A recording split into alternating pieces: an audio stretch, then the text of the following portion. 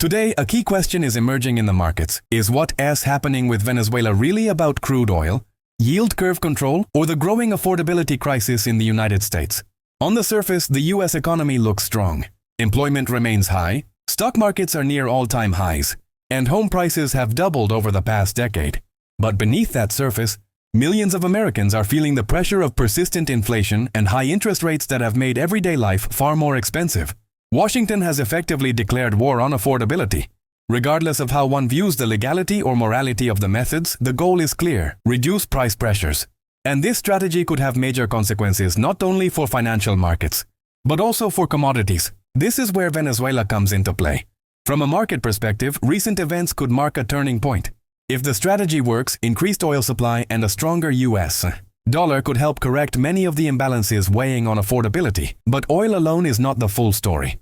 The big question is whether crude oil can truly bring inflation down by itself. The theory suggests that cheaper energy should lower the cost of goods and services. However, the oil market is complex, volatile, and full of risks. Things do not always go as planned. That's why attention quickly shifts to the US dollar and interest rates. Since oil is traded in dollars, movements in the dollar have a direct impact on global prices. A weaker dollar can push asset prices higher, stocks, real estate, and cryptocurrencies, but it can also fuel inflation. On the other hand, if the dollar finds support and strengthens, it could help cool asset prices and reduce inflationary pressure. That balance between oil, the dollar, and interest rates is what is truly steering the ship. In short, Venezuela may be an important piece of the puzzle.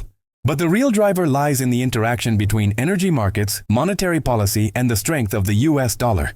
If this strategy succeeds, we could be witnessing the start of a structural shift. And if it doesn't, the outcome will still be fascinating to watch.